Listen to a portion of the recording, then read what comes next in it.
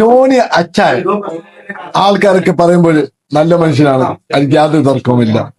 ഒരുപാട് ആൾക്കാർ സഹായിക്കുന്നുണ്ട്, അതിന് യാതൊരു തർക്കമില്ല.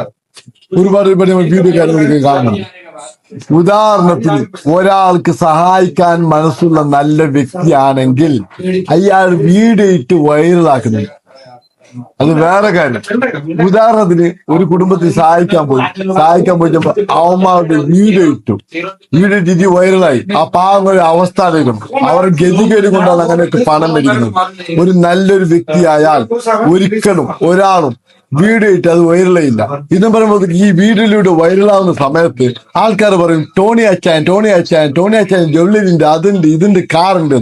ആ സമയത്ത് ഒരുപാട് പാവങ്ങളൊക്കെ ഉണ്ടല്ലേ, ടോണി അച്ചായൻ ഒരുപാട് ആൾക്കാർ സഹായിക്കുന്നുണ്ട്, അയാളെ വീട്ടിൽ ജ്വല്ലറിന്റെ സ്വർണം മേടിക്കാതെ അങ്ങനെ പോകുന്നുണ്ട്. അതുകൊണ്ടാണ് ഇതിന്റെ ഒരു ട്രിക്സ്.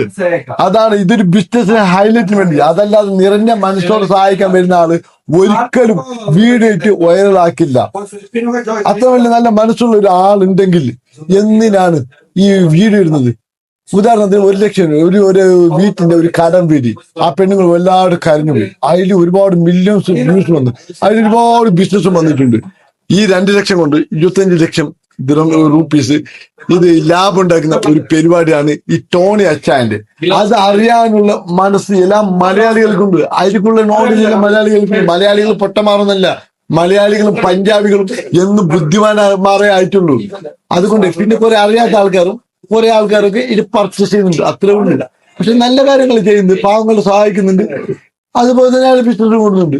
അതേപോലെ ബോച്ചന്റെ ഒരുപാട് പാവങ്ങൾ കഷ്ടപ്പെടുന്നത് അയാളെ കുടുംബത്തെ കൊണ്ടുപോകാൻ വേണ്ടിച്ച അല്ല, അയാൾ ബിസിനസ് അല്ല, അത് നാട്ടിന് വേണ്ടിച്ച അല്ല, അതും പറയുമ്പോഴത്തേക്ക് അയാൾ ബിസിനസ് ഒന്ന് ഹൈലൈറ്റ് ചെയ്യാൻ വേണ്ടിച്ചാ.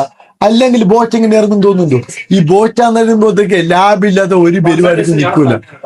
അത് നമുക്ക് അറിയാത്ത ആൾക്കാർക്കല്ല. പിന്നെ പോട്ടെ, അന്നൊരാളെ ജയിലിൽ നിറക്കാൻ വേണ്ടി ഒരുപാട് കേരളത്തിൽ നിന്നും അവിടെ നിന്നൊക്കെ ആൾക്കാർ പറ്റു. അയാൾ ഇതുവരെ ജയിലിൽ ഇറങ്ങില്ല. 3 മാസം കൊണ്ട് ജയിലിൽ ഇറങ്ങുന്നുണ്ട്. ഇപ്പൊ 2 വർഷമായി ഇതുവരെ ഇറങ്ങിയിട്ടില്ല. ഇതൊക്കെ ജനങ്ങൾ ചോദിക്കണം, ഏതായി അതൊന്നും ചോദിക്കാൻ തങ്ങൾക്ക് സമയമില്ല. ഒരിക്കത്തെ സമയത്ത് ആൾക്കാരൊക്കെ വീഡിയോ കാണും, നല്ല വൈറലാവും. അതാണ് ആൾക്കാർ നോക്കുന്നത്. അതല്ലാതെ ഇവന്മാർ മറ്റുള്ള കുടുംബത്തിൽ കൊണ്ടുപോകാൻ വേണ്ടിച്ചെന്നല്ലേ, യുവന്മാരുടെ കുടുംബം പച്ചപ്പിടിക്കാൻ വേണ്ടിച്ചാ ഈ വീഡിയോ ഒന്ന് സഹായിക്കുന്നൊക്കെ.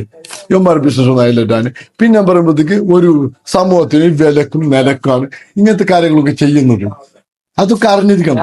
ഇപ്പൊ സീക്രട്ട് ഏജന്റ് എങ്ങനെ പറഞ്ഞു തരുമ്പോൾ സീക്രട്ട് ഏജന്റ് പറഞ്ഞത് തെറ്റൊന്നുമില്ല, അത് ശരിയാണ്. ഈ സീക്രട്ട് ഏജന്റ് ആരും ഞങ്ങൾക്കറിയില്ല, വീഡിയോ എല്ലാം നേരിട്ടില്ല, നമുക്ക് കണ്ടിട്ടൊന്നുമില്ല. പക്ഷെ പറഞ്ഞത് എല്ലാ ആൾക്കാരും സീക്രട്ട് ഏജന്റിന്റെ മെക്കെട്ട് കയറുന്നുണ്ട്. സീക്രട്ട് ഏജന്റ് ഏതൊക്കെ പേര് എനിക്കറിയില്ല, എന്നാലും അയാൾ പറഞ്ഞ കാര്യങ്ങളൊക്കെ ശരിയാണ്. അത് അറിയാനുള്ളൊരു സാമാന്യ ബോധം നമ്മൾ ഈ മലയാളികൾക്ക് ഇന്നില്ല. മലയാളികൾ ബുദ്ധിമാനാണെന്ന് പറയുന്നുണ്ട്. അതൊക്കെ അറിയാനുള്ളൊരു ബോധം വേണം, അതില്ലെങ്കിൽ ഇതൊക്കെ ശരിയാവില്ല. അതാണ് സംഭവം. പിന്നെ പറയുമ്പോ ഈ ടോണി അച്ചായൻ ഞാൻ സിനിമ ഒക്കെ കണ്ടിട്ടുണ്ട്. ഒരുപാട് സിനിമ ഈ ബിസിനസ് മേഖലയിൽ വരുന്നതിന് മുമ്പ് അയാൾ സിനിമയിലേക്ക് കൊണ്ട ആളാണ്. അതുകൊണ്ട് അയാൾക്ക് ഭയങ്കര ആരാധകനാണ് ഞാൻ. അതൊക്കെ സംഭവം ശരിയാ. പക്ഷെ ഇത് വൈറലാകാൻ വേണ്ടി മാത്രമാണ് ഇങ്ങനെ വീഡിയോ ഇടുന്നതും ഈ പാവപ്പെട്ട ആൾക്കാരെ സഹായിക്കുന്നതും. എന്നാൽ ഇതായിരിക്കും വിഷമായെങ്കിൽ സ്വാഗതം ചെയ്യുന്നത്. നന്ദി, നമസ്കാരം. മിന്നൽ നിച്ചു സൈനിക.